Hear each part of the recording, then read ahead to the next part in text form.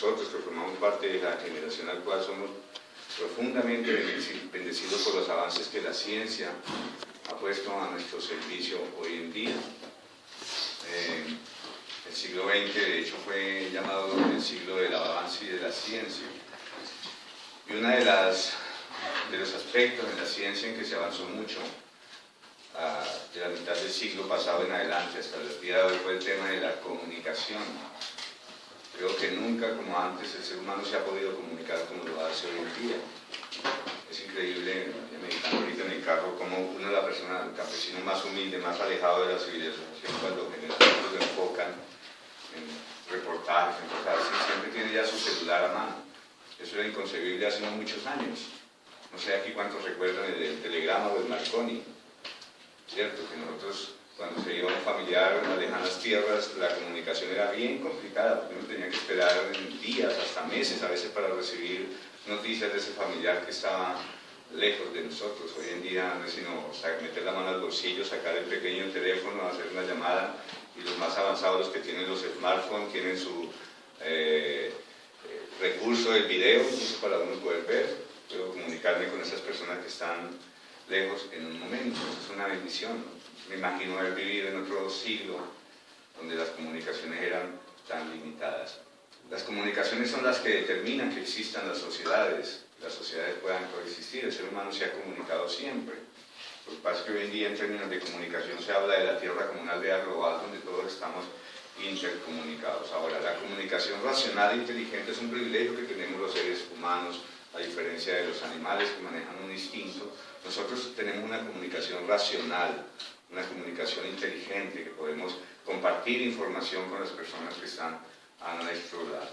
Ahora, nosotros como creyentes somos conscientes, sabemos que fuimos creados a imagen y semejanza de Dios.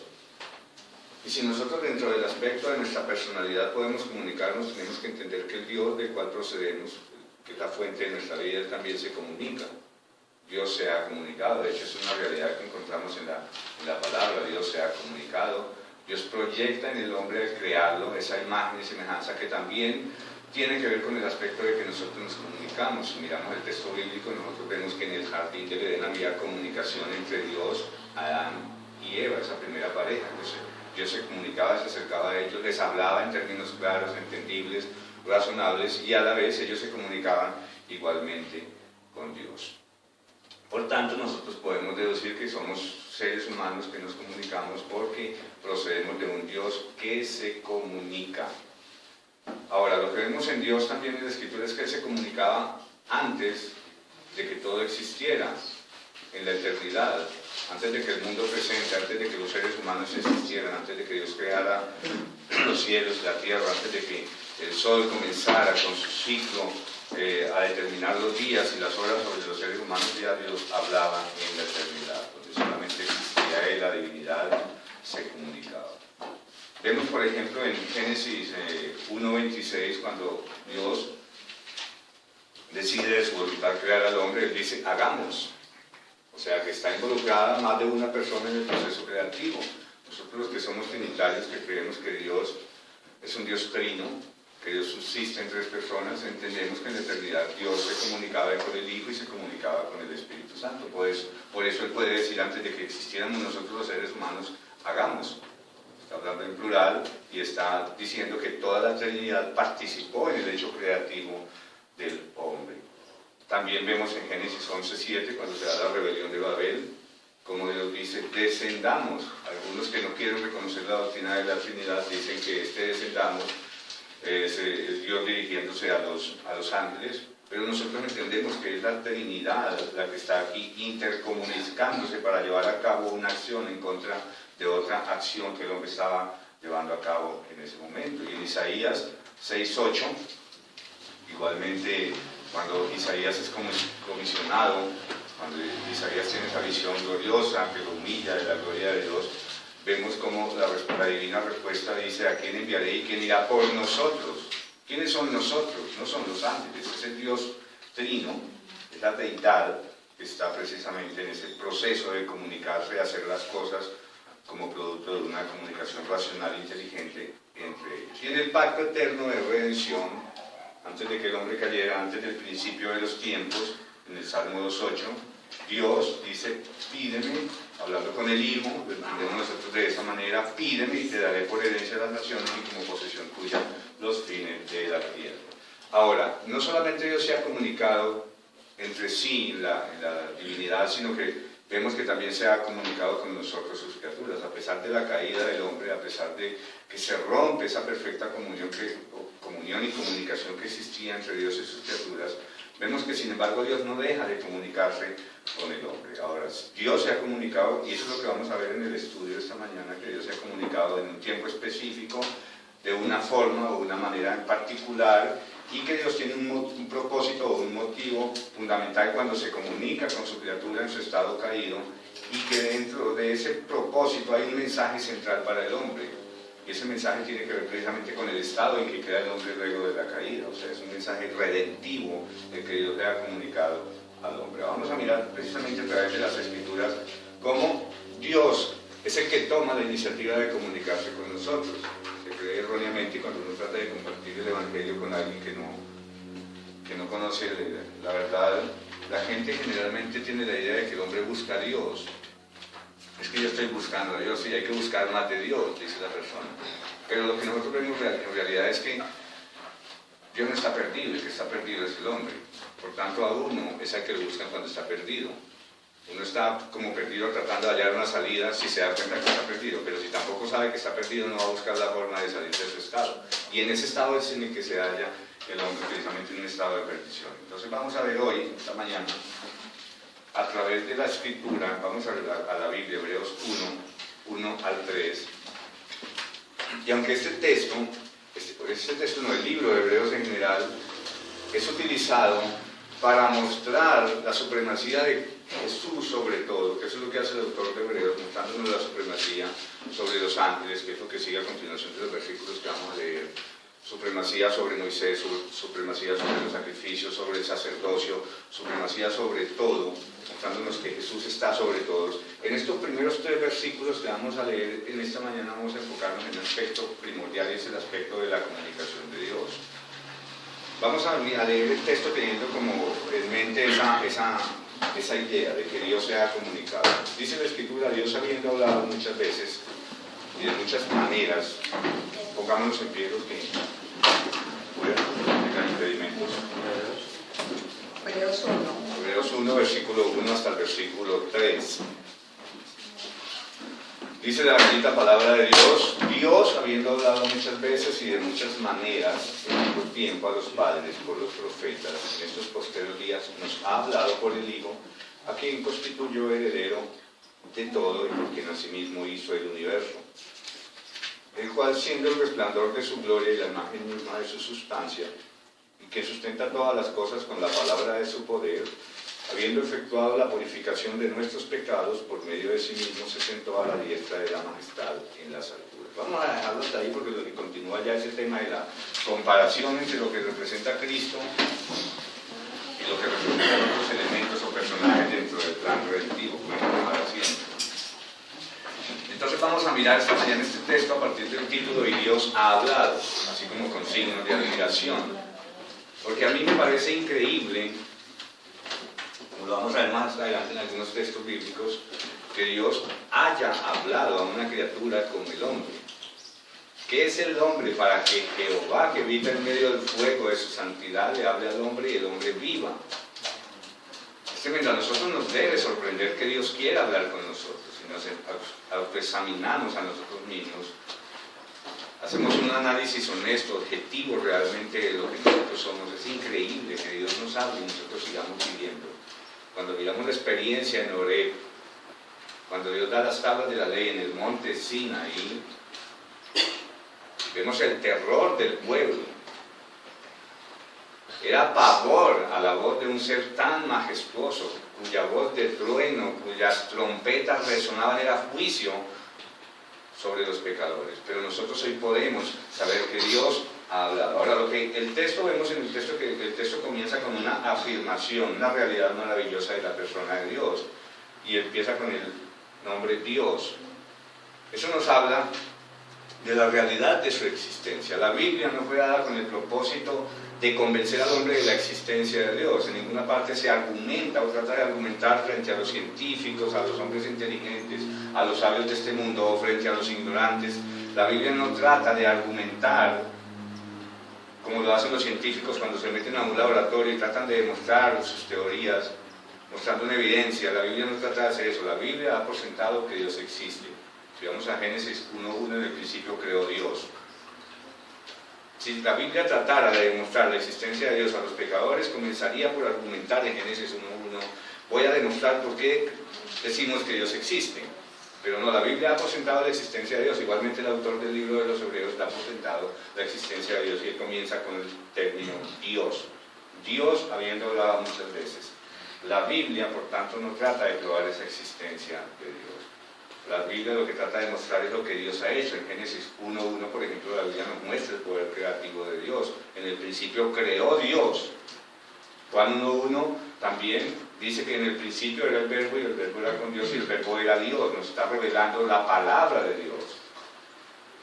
Y aquí en Hebreos 1:1, lo que la Escritura nos lleva a contemplar y admirar es la supremacía de la persona de Dios. Esta declaración de la existencia de Dios es una gran luz que pone en evidencia la oscuridad en la que viven aquellos que niegan la existencia de Dios. Ateos y escépticos que dicen radicalmente que Dios no existe, que Dios es algo que los hombres se les dio por crear un día. Realmente esto es una bofetada contra estas personas. Dios existe, Dios se ha revelado. Pero también con esta declaración Dios ha hablado muchas veces y de muchas maneras. El deísmo, no sé si aquí saben qué es el deísmo, es una creencia que proclama que Dios creó el mundo y como un relojero le dio cuerda y lo echó a andar, y el mundo ya se sostiene desde el comienzo por esas leyes que en un principio Dios le dio, pero que Dios no interviene más en su creación.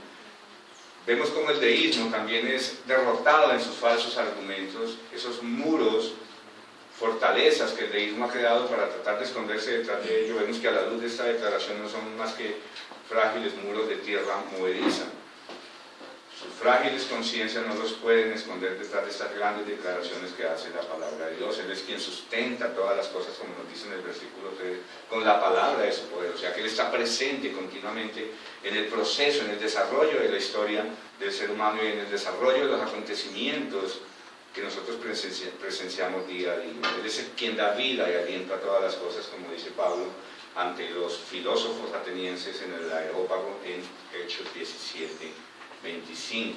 La Biblia, nuevamente mis amados hermanos, contiene no la historia del hombre buscando a Dios, sino que es la historia de Dios buscando, revelándose, manifestándose al ser humano. Si podemos nosotros llegar a conocer algo de Dios, ¿sabes por qué? Porque a Dios le ha placido revelar. O si no, permaneceríamos en la total oscuridad frente a la existencia, el conocimiento y los propósitos de Dios. Estaríamos en una total oscuridad.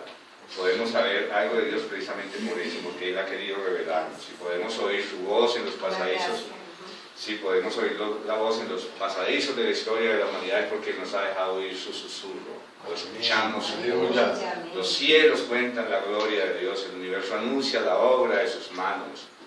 La historia nos muestra que Dios tiene el control de todos los acontecimientos. Si el hombre fuera el que tuviera el control de los acontecimientos, este mundo ya se habría acabado.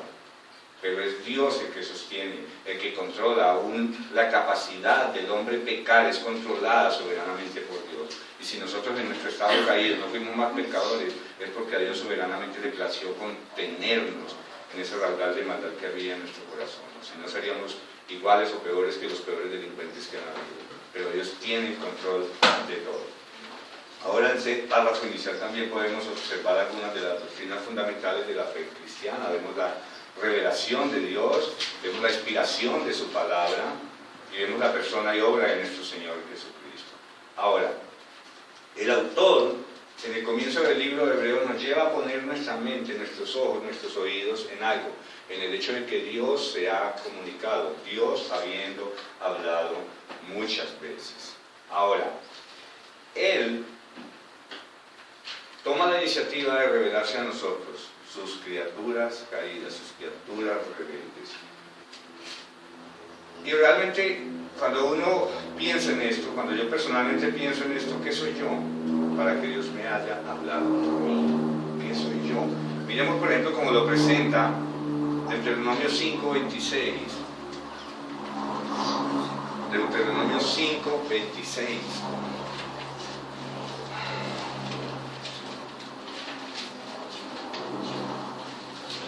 Dice la bendita palabra de Dios, porque ¿qué es el hombre para que oiga la voz del Dios viviente que habla en medio del fuego como nosotros la oímos y aún viva? Esta es una perspectiva correcta de la santidad de Dios. El pueblo de Israel vio la santidad de Dios, la Shekinah de Dios, veían la presencia de Dios en medio de la nube que los acompañaba de día y la columna de fuego que los acompañaba de noche. Y el escritor bíblico, quizás Moisés, a quien se le atribuye la escritura del libro de Deuteronomio, lo expresa. ¿Qué es el hombre para que oiga la voz del Dios viviente y aún viva?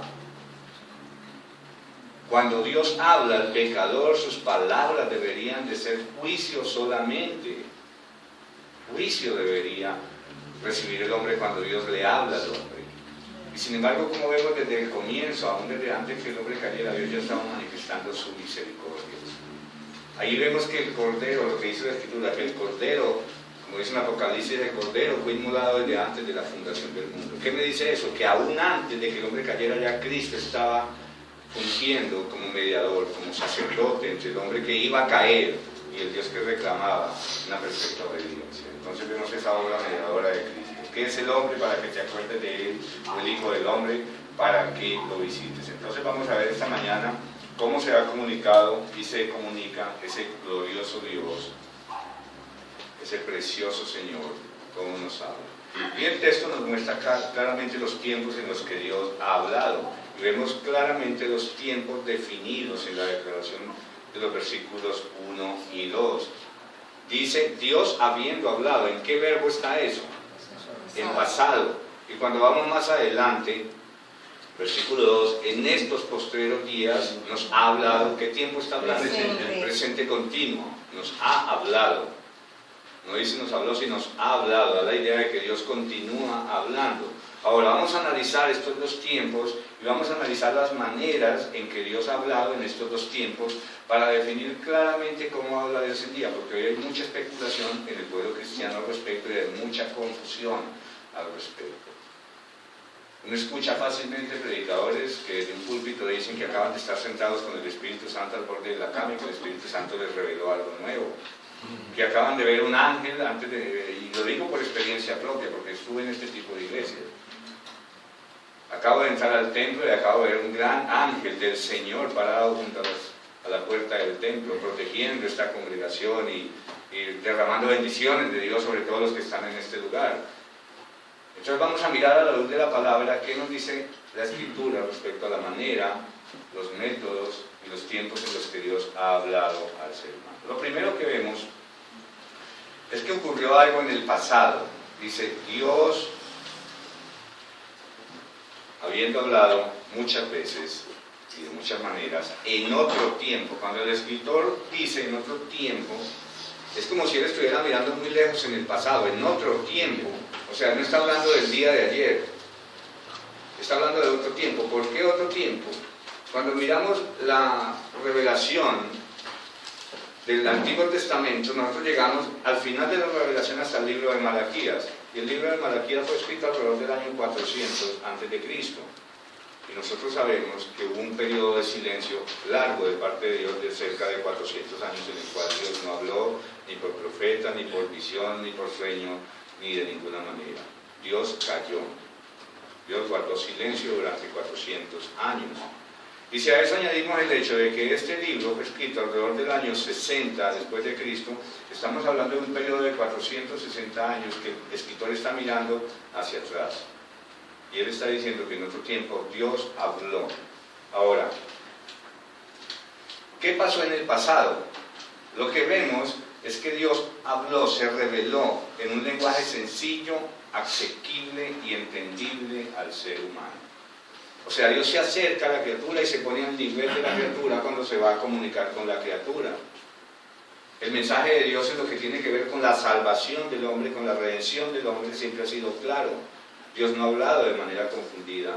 Dios no ha hablado de manera que nosotros, aún el más simple campesino, la persona más ignorante, sin conocimiento, no le pueda entender. Eso es muy claro en la Escritura. Uno se asombra de ver cómo personas que tienen muy poquita cultura, muy poquito conocimiento, que escasamente tienen primero, segundo de primaria, escasamente saben leer, sin embargo, estas personas pueden conocer la revelación de Dios. Porque Dios ha hablado de manera que aún un niño lo pueda entender. O sea, Dios se ha comunicado. Mientras las ciencias humanas centran su atención en el hombre, y la religión verdadera centra su atención en Dios. Para el hombre no regenerado, la religión y el concepto de Dios son conceptos personales, son conceptos humanos, son conceptos que se originan en el hombre. El hombre ha hecho una imagen y semejanza conforme a su necesidad y sus deseos. Ese era el Dios que yo seguía antes de conocer al Dios verdadero. Y era el Dios que cada uno de ustedes seguía antes de conocer al Dios verdadero. Y los que no están aquí y que no conocen a Dios, ese es el Dios que están siguiendo. Un Dios que tú mismo te has fabricado a tu imagen y semejanza conforme a tus deseos. Entonces coges un poquito el Dios del catolicismo, que fue la religión en la que nos creamos, y tomas un poquito de los otros dioses que se acomodan a tu idea de lo que es un Dios, y vas armando tu propio Dios. Un Dios que termina pareciéndose a ti. Pero el problema es que nosotros fuimos creados a la imagen y semejanza de Dios. Y Dios jamás se amoldará a la imagen y semejanza de Dios, porque el hombre está en un estado caído.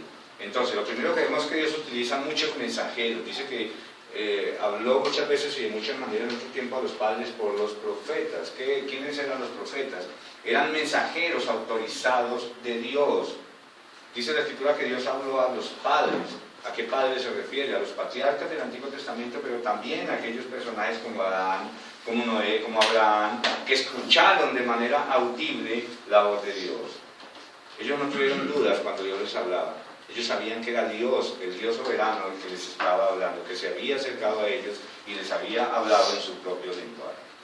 Ahora, la Escritura me dice que no solamente habló con ellos directamente, sino que también habló por medio de los profetas. Ninguno de los profetas, amados hermanos del Antiguo Testamento, habló lo que quiso hablar. Ninguno trató de interpretar a Dios. Ninguno trató de suavizar las palabras de Dios para tener la complacencia de parte del pueblo o de parte del gobernante corrupto que en ese momento estaba en el trono. Los verdaderos profetas hablaban el mensaje de Dios, no importa que estuvieran ante el humilde campesino o ante el encumbrado rey.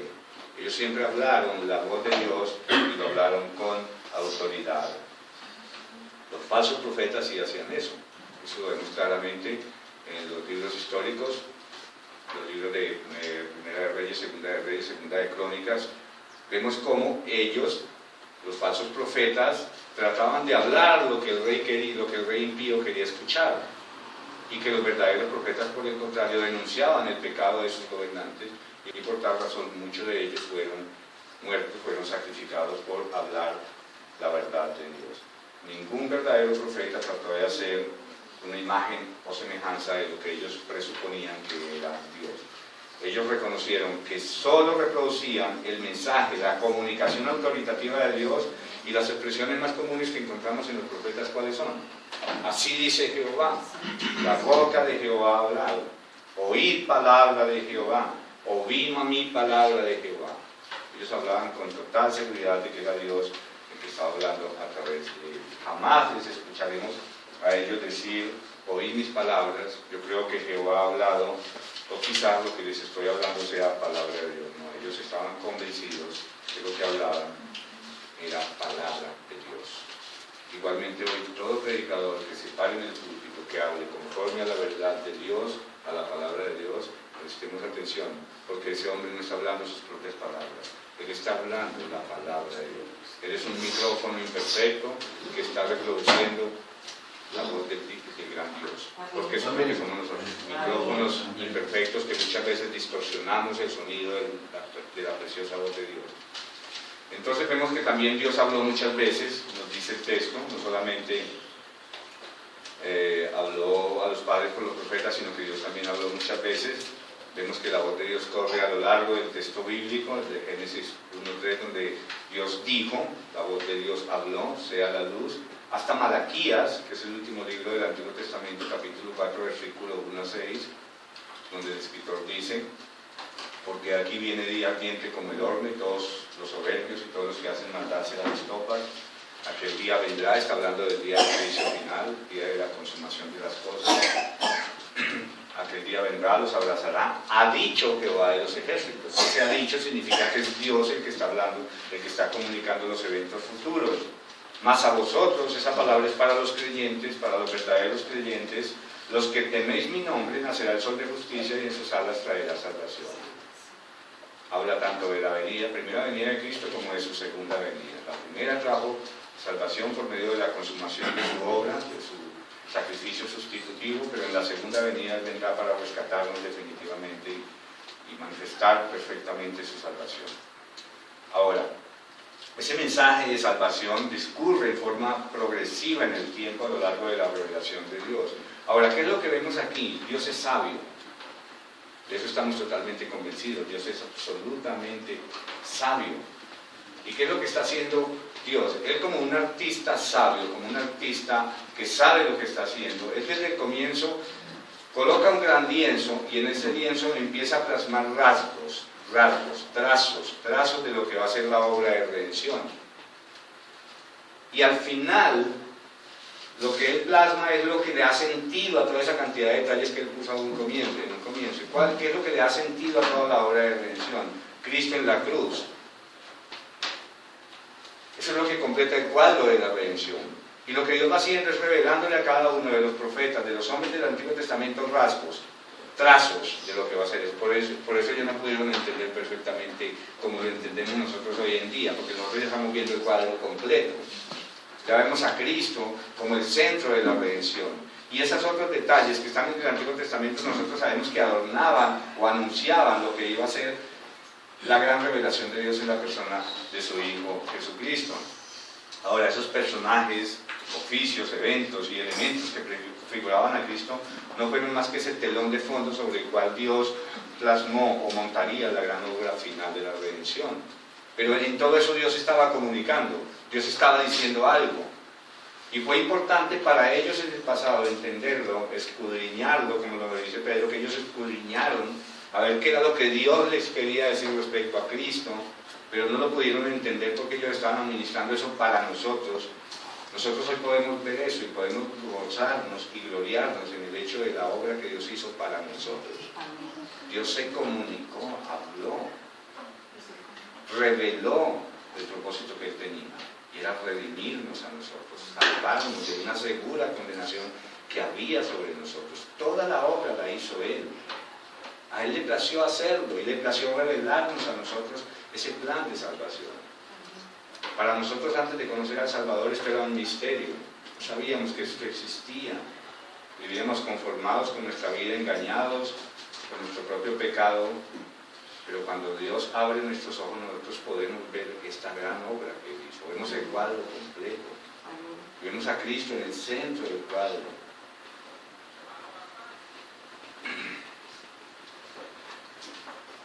Este mensaje de salvación, de redención, del cual los profetas fueron solamente administradores, como les decía, para ellos mismos fue velado. Vamos a mirar esto a través de la primera carta de Pedro, capítulo 1, versículos 10 al 12. Donde habla precisamente de lo que hicieron estos profetas en el pasado, estos hombres. Lo que representaron estos hombres dentro del plan de redención. Primera de Pedro 1, 10, 12 dice: los profetas que profetizaron de la gracia destinada a vosotros inquirieron y diligentemente indagaron acerca de esta salvación. O sea, ellos miraban en las señales, ellos miraban en los elementos del culto, ellos miraban en la figura del sumo sacerdote, ellos miraban en las festividades y trataban de ver todo esto porque ellos sabían que todo esto prefiguraba algo hacia el futuro. Dice que ellos indagaron acerca de esa salvación, escudriñando. O sea, fueron hombres estudiosos de la revelación. Y a pesar de que fueron hombres santos, estudiosos de la revelación, a ellos se les reveló, porque ellos estaban escudriñando qué persona y qué tiempo indicaba el Espíritu de Cristo que estaba en ellos, el cual anunciaba de antemano los sufrimientos de Cristo y las glorias que vendrían tras ellos. A ellos se les reveló que no para sí mismos, sino para nosotros, ¿Quiénes son nosotros? Los creyentes del nuevo pacto, la iglesia verdadera de Israel de Dios. Para nosotros administraban las cosas que ahora os son anunciadas por los que os han predicado el Evangelio por el Espíritu Santo enviado del cielo, cosas en las cuales admiran mirar los ángeles. O sea, ellos estudiaron todas esas profecías que a ellos les fueron reveladas, pero no pudieron entender, porque Dios había puesto o había determinado que ellos fueran simplemente administradores de estos bienes de los cuales hoy nosotros disfrutamos. Nosotros vemos ya el cuadro completo. Ellos a través de esas pinceladas, ellos decían, ¿con qué irá a salir Dios ahora? ¿Cuál será el resultado final de esta obra? ¿Qué irá a poner Dios en ese telón que Él está armando ahora? Que no pudieron entender. Pero nosotros tenemos hoy en día la gloria de poder entenderlo perfectamente. Ahora, el escritor nos habla no solamente de que Dios ha hablado por medio de muchas personas, sino que Dios habló muchas veces, y vamos a ver esas maneras en que Dios habló muchas veces, maneras de Dios comunicarse en el pasado. Como les decía, hay un principio de simplicidad en la comunicación de Dios con el hombre. El mensaje de Dios es simple. Dios habló para que cualquier persona le pudiera comprender. Aunque nosotros entendemos que también dentro de la responsabilidad humana nosotros necesitamos estudiar las Escrituras, necesitamos escudriñarlas, indagarlas, necesitamos que hombres que tienen más conocimiento de la Escritura nos la expliquen a nosotros que tenemos menos conocimiento. Sin embargo, el mensaje central del hombre, el mensaje de la redención, de la necesidad primordial del hombre, es tan sencillo, tan simple, que hasta un niño lo puede entender. Vemos que Dios habló con voz audible a Adán y Eva en el jardín, en el huerto del Edén, Génesis 1, 28, 30, 2, 15 al 17. Después de la caída, Dios también habló al hombre, lo llamó a juicio, Génesis 3, 8 al 19. Dios habló, ellos le pudieron entender, ellos conocieron las consecuencias de sus actos, lo que iban a experimentar a causa de su rebeldía, de su desobediencia, porque Dios se comunicó con ellos y les dijo las consecuencias que vendrían sobre ellos. Entonces vemos que Dios se ha comunicado. También habló por medio de sueños. Muchas personas que nos narra la Escritura en el Antiguo Testamento fueron guiadas por Dios a cumplir acciones específicas por medio de sueños. Vemos a Jacob, un sueño, Génesis 28. José, igualmente fue un hombre que Dios, por medio de los sueños, le habló de acontecimientos futuros que iban a marcar en su vida.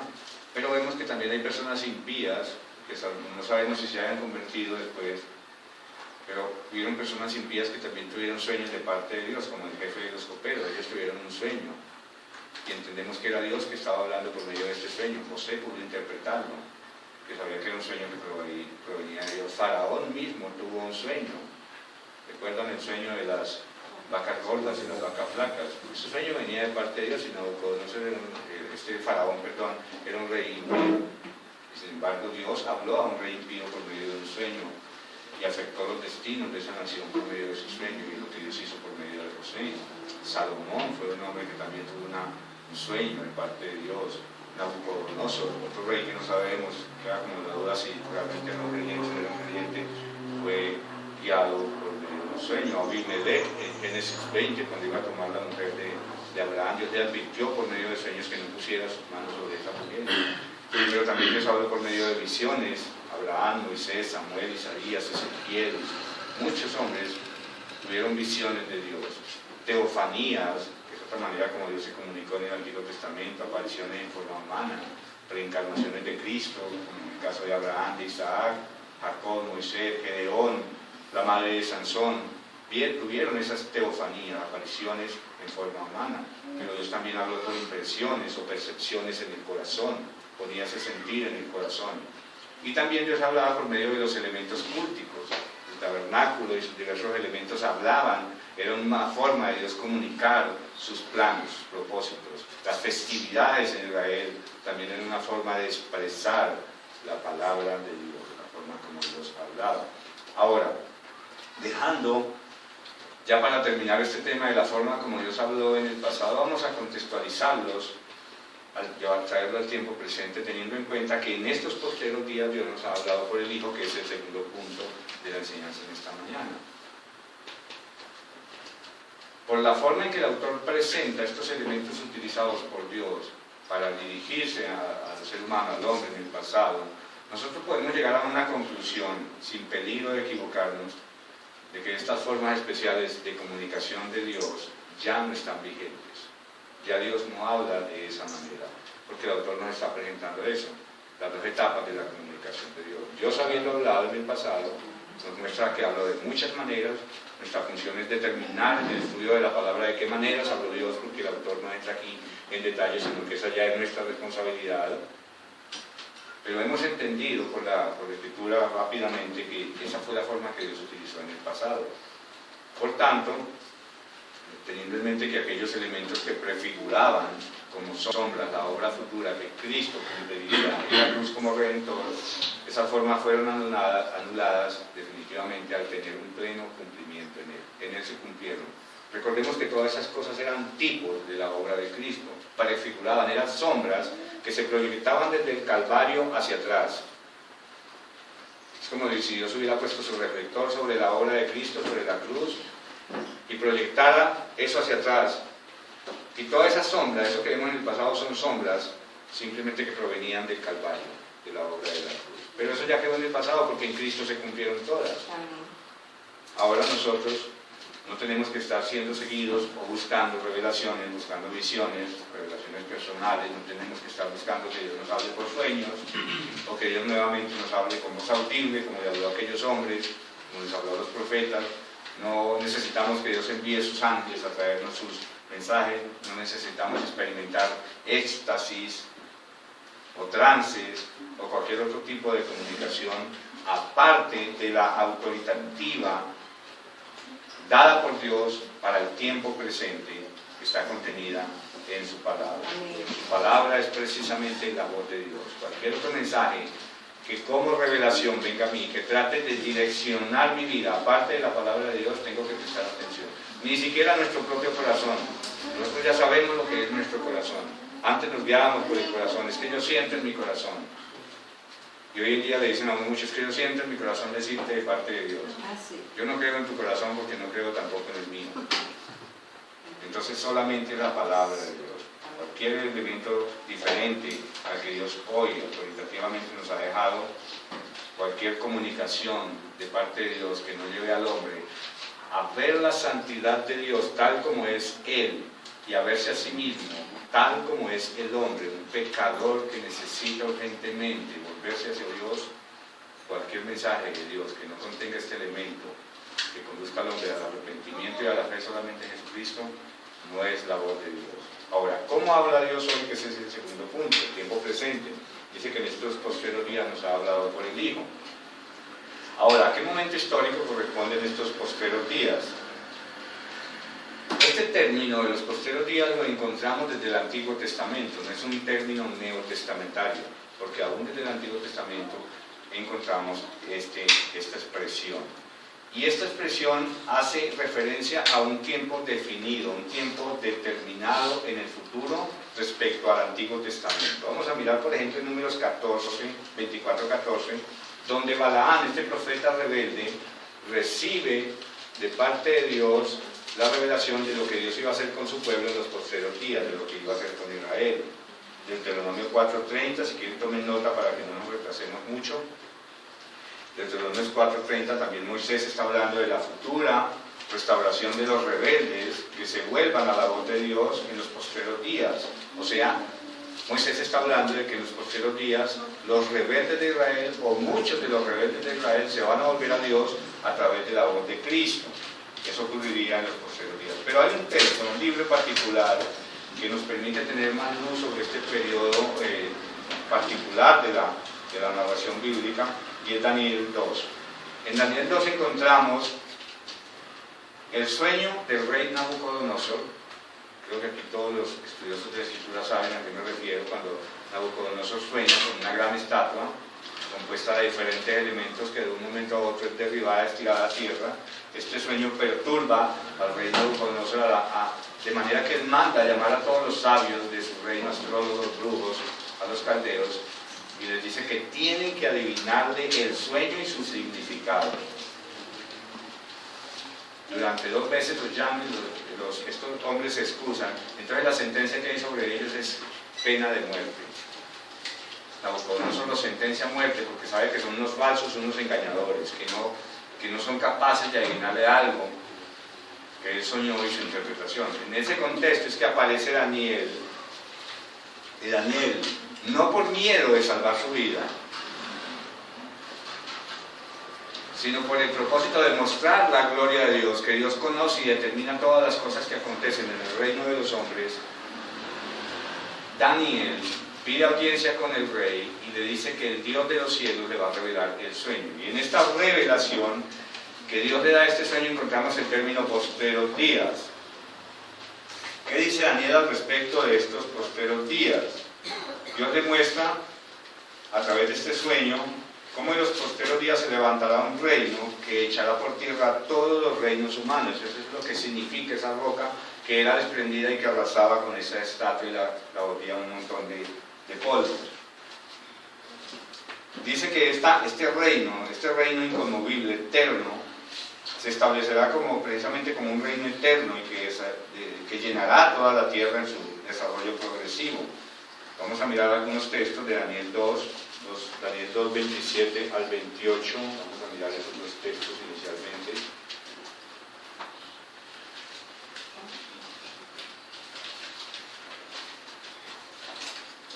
Dice, Daniel respondió delante del rey, diciendo, el misterio que el rey demanda ni sabios, ni astrólogos, ni magos, ni adivinos lo pueden revelar al rey. Pero hay un Dios en los cielos, el cual revela los misterios, y él ha hecho saber al rey Nabucodonosor lo que ha de acontecer en los posteros días. O sea que ese sueño que tenía Nabucodonosor tenía que ver con los posteros días, y es necesario hacer como ir a este texto para poder entender de qué está hablando el autor de Hebreos. ¿A qué se refiere con los posteros días?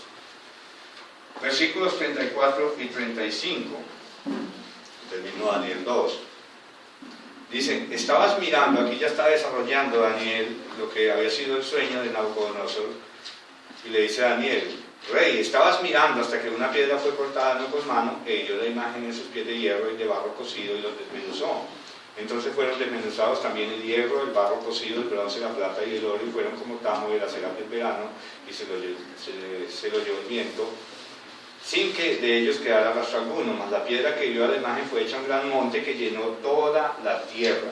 Y en el versículo 44 dice, y en los días de estos reyes, el Dios del cielo levantará un reino que no será jamás destruido, ni será el reino dejado a otro pueblo, desmenuzará y consumirá a todos estos reinos, pero él permanecerá para siempre. Ahí nos está hablando de lo que ocurriría cuando esta gran piedra se manifestara. Y nosotros sabemos que esta gran piedra se manifestó hace 2000 años. La roca inconmovible de los siglos vino y echó por tierra todos los reinos humanos. Aún puso a tambalear al gran imperio que dominaba en ese momento, que era el imperio romano. Pero miremos lo que dice Jesús al respecto en la bendita palabra.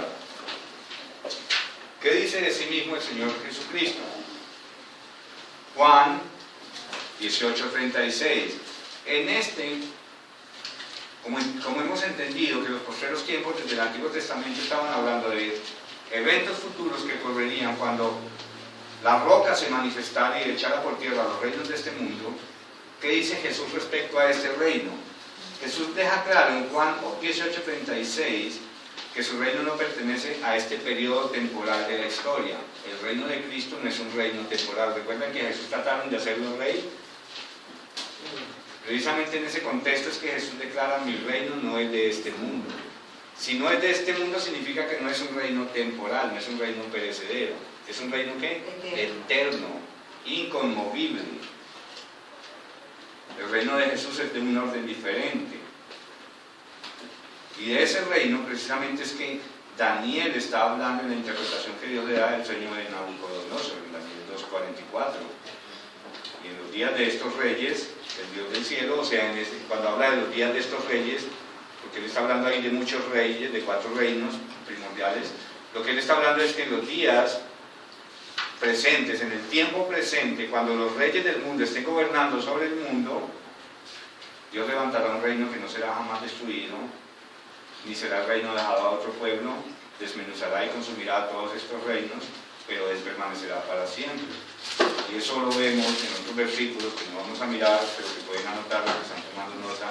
Mateo 21, versículos 42 al 44, precisamente Jesús, hablando en el contexto del reino, habla precisamente de ese reino como una piedra que fue rechazada, que los que tropiecen contra esta piedra serán desmenuzados, pero la piedra, cuando cae sobre un hombre, ese hombre será humillado. Pero también vemos que los postreros días no solamente se relacionan con los eventos que ocurrirían cuando el Mesías se manifestara, sino que también tendrían que ver con la función redentiva que el Mesías cumpliría aquí en la tierra. Dice 1 Pedro 1, 18 al 20, sabiendo que fuiste rescatados de vuestra vana manera de vivir, la cual recibiste de vuestros padres, no con cosas corruptibles como oro o plata, sino con la sangre preciosa de Cristo, como de un cordero sin mancha y sin contaminación, ya destinado desde antes de la fundación del mundo, o sea, desde la eternidad.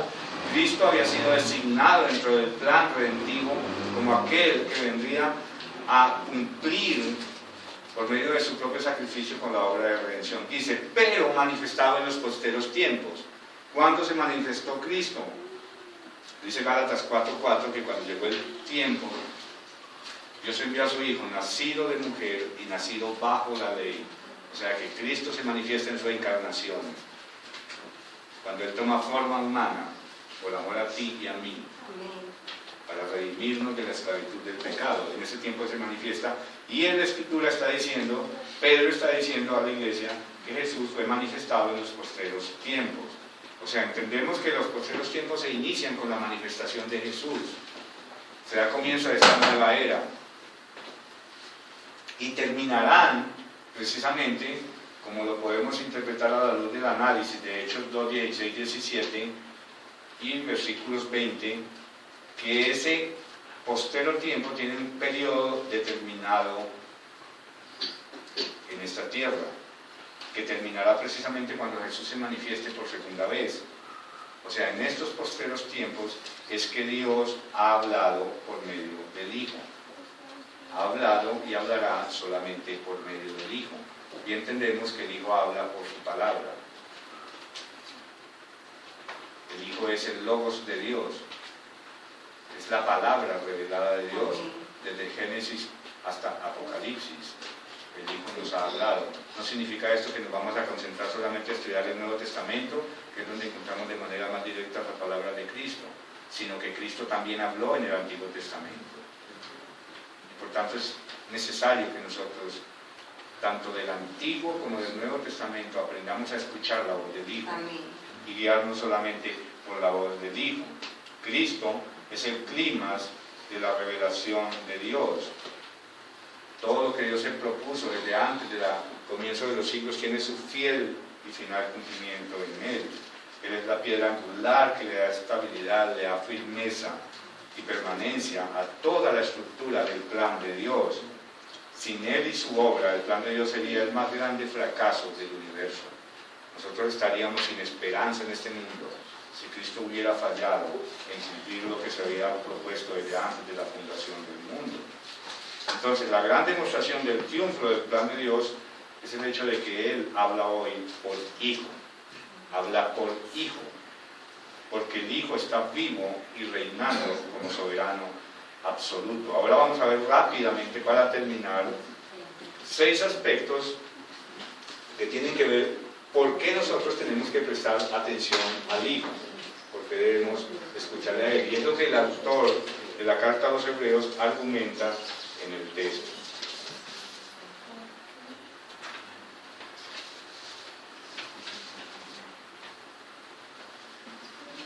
Lo primero que encontramos es que el texto nos dice que Él es el heredero, a quien constituyó heredero de todo. Él como Hijo se subordinó al Padre y al ser fiel a cumplir la parte del pacto de redención que le correspondió, Él recibe la herencia prometida. ¿Qué es lo que Cristo recibe? Un reino. La Escritura nos dice en Mateo 11:27 que Él recibió de parte del Padre todas las cosas. Dice, todas las cosas me fueron entregadas por mi Padre. Él tiene soberanía absoluta sobre la creación. Él es hoy nuestro Señor, nos recibió por herencia. Por tanto, si Él es el heredero de todo, nosotros hacemos bien al estar atentos a su voz, pero no nos dice solamente que Él es el heredero, sino que también es el creador. Dice que Él es el sustentador, el que habiendo creado todas las... Alguien que me lea el texto, por favor, que no lo tengo aquí, el versículo 3 de Hebreos. El Hijo es el resplandor de la gloria de Dios, la fiel imagen de lo que Él es, y el que sostiene todas las cosas con su palabra poderosa. Después de llevar a cabo la purificación de los pecados, se sentó a la derecha de la majestad en las alturas. Bueno, léeme el 2, por favor. En estos días finales nos ha hablado por medio de su Hijo. A este lo designó heredero de todo y por medio de Él hizo el universo. Hizo el universo. O sea, Él es el creador. Y si nosotros no le prestamos atención a la voz del creador, estamos cometiendo un grave error. Si creemos que Dios nos va a hablar de otra manera diferente a como Él lo ha establecido para este periodo actual de los terceros días, nosotros estamos en graves problemas. El Hijo, como unigénito del Padre, participa activamente como creador de todo. Todas las cosas, dice Juan 1:3, por Él fueron hechas, y sin Él nada de lo que ha sido hecho fue hecho. Él es el creador. Oigamos la voz del creador. Pero también nos muestra este pasaje que Él es el único revelador del Padre. Solo el Hijo revela de manera perfecta al Padre. ¿Recuerdan el diálogo con Felipe? Cuando Felipe le dice, Señor, muéstranos al Padre y nos basta, y Él le dice, Felipe, tanto tiempo hace que estás conmigo, tanto tiempo he compartido con ustedes y me han visto. Como dices tú, muéstranos al Padre, el que me ha visto a mí ha visto al Padre. Él es la revelación perfecta de Dios. El pueblo de Israel caminó por el desierto mirando una nube de día, una columna de fuego de noche, la gloria Shekinah, pero eso no se compara a Cristo. Nosotros luchamos cada día por sobrevivir en este mundo, por vencer en este mundo, por avanzar en este mundo, porque nosotros tenemos la bendita esperanza de un día verle a Él cara a cara, es nuestro deseo. Nosotros no queremos ver la nube, como hoy proclaman muchas iglesias que quieren que Dios vuelva otra vez con su nube y con su columna de fuego. No, nosotros tenemos algo más grande que la gloria Shekinah, que fue muy gloriosa. Nosotros tenemos al mismo Hijo que es el revelador del Padre. Él es la imagen del Dios invisible, el primogénito de toda creación. Pero también nos dice el texto que Él es el único sustentador de todo. Él es el que mantiene y está en cuidado de todo. Y qué gran consuelo es esta palabra para nosotros que estamos en un mundo donde estamos inmersos en una problemática muy grande, donde el desempleo nos aporrea, donde las enfermedades de nuestras enfermedades, las enfermedades de nuestros seres queridos, donde tenemos crisis continuas, crisis social, crisis personales, y tenemos como creyentes cada día que luchar contra eso. Qué bueno saber que Dios me sustenta por medio de su Hijo. Él es el que me tiene en su mano, Él me ve como la niña de sus ojos. Soy amado por el Padre. Él es el que está al cuidado de todo. Todos los asuntos que ocurren en este universo están bajo el cuidado sustentador del Hijo. El mismo Dios que cuida a esos pequeños insectos, que cuida a las aves del cielo, pero que también cuida a las grandes criaturas de su creación, es el mismo Dios que se ocupa de nuestros asuntos. Y Él está presente plenamente en la persona de su Hijo Jesucristo, cuidándolo precisamente todo. ¿Cómo lo hace? Dice, con la palabra de su poder. Esa misma palabra con la que creó el universo, esa misma palabra es la que nos sostiene a nosotros. Por eso es importante que en medio de las aflicciones no abandonemos, en medio de este mar turbuloso que no abandonemos el salvavidas, que es la palabra de Dios. Él nos sustenta con su palabra de poder. Pero también nos dice la Escritura que Él es el único Salvador. Dice que Él es el purificador, habiendo efectuado la purificación de nuestros pecados. Ese habiendo nos habla de algo que ya ocurrió en el pasado. Él nos purificó hace 2000 años. Es más, si somos fieles al texto bíblico desde la eternidad, Él nos purificó. Ese cordero fue inmolado desde antes de la fundación del mundo. ¿Cómo lo hizo? Por medio de sí mismo. Jesús es tanto el sacerdote como la ofrenda. Recordemos que en el Antiguo Testamento eran independientes el sacerdote y la ofrenda. En el Nuevo Pacto, la obra que Cristo hace, Él se presenta al Padre no solamente como sumo sacerdote, sino también como la ofrenda. Y en ese momento en que Él presenta la ofrenda, vemos como el Padre se complace en ese sacrificio, se complace en lo que el Hijo hace, tiene total complacencia en Él. Pero por último, el texto nos dice que Él es el único Rey, Dice que Él se sentó a la diestra de la majestad de las alturas. Esto nos habla de la entronización que se lleva a cabo luego de su resurrección. Él recibe la aprobación del Padre al terminar su obra y Dios le confiere a su único Hijo el más alto honor. Por todas estas características, el autor de Hebreos nos está diciendo, antes de entrar a hablar en más detalle de aquí en adelante de lo que es la supremacía de Cristo, sobre todo nos está diciendo algo muy especial. Dios ha hablado. Dios ha hablado. Dios se ha acercado a nosotros y nos ha hablado. Nos ha dejado su mensaje y nos ha dejado su palabra. Por eso, como dice Pedro, nosotros hacemos bien al estar atentos a la palabra profética más segura que tenemos. Prestemos mucha atención a aquellas personas que nos hablan de que Dios también habla de otras maneras. Que Dios tiene una manera particular, independiente de la que nos ha revelado en su palabra, de comunicarse con ellos. Y nosotros mismos cuidémonos, porque podemos caer en el error de creer que Dios nos va a hablar de otra manera. Dejémonos guiar solamente por su palabra y lo que Él nos ha dado. Tomemos su palabra y hagámosla el fundamento de nuestro caminar por este mundo. Nada más nos es necesario. Nada más. Y si hay aquí alguna persona que aún no conoce a Cristo, aún no ha rendido su vida a este poderoso Salvador, así como Dios en su palabra tiene palabra de gracia para el pecador, así como la palabra me habla de que Dios es misericordioso a todo aquel que clama a Él por misericordia, también la misma Escritura me dice que un día todos tendremos que morir, tendremos que presentarnos delante de Dios. Y el juicio que Dios va a pronunciar con su propia boca tiene que ver con una sola cosa: el hecho de que tú rechazas voluntariamente la salvación que Él te ofrece por medio de su Hijo Jesucristo. Hay quienes dicen o creen que Dios va a condenar a los hombres por sus pecados, porque es borracho, porque es mentiroso, porque es ladrón, porque es adúltero, porque es asesino. La Escritura me dice que la condenación es que la luz vino al mundo y los hombres amaron más las tinieblas que la luz. Es el rechazo de Cristo que tú abiertamente haces. Y el llamado de Dios hoy para ti es: arrepiéntete y confía solamente en la obra de Cristo para tu salvación. Reconoce que eres un pecador, que no has sometido tu voluntad a la voluntad de Dios, que tu corazón aún es gobernado por tu pecado. Arrepiéntete, mi amigo que estás aquí en esta mañana, mi amiga, joven, niño, niña. Arrepiéntete porque eres un pecador responsable delante de Dios. Ven a Él. Y este Dios que ha hablado es sumamente misericordioso y compasivo. Ven a Él, confía en Él y Él te salvará. Amén. Pongámonos de pie, por favor. Nuestro buen Dios y Padre, muchas gracias por tu palabra, Dios santo. Porque tu palabra penetra hasta lo más profundo de nuestro ser. Hoy hemos entendido que la palabra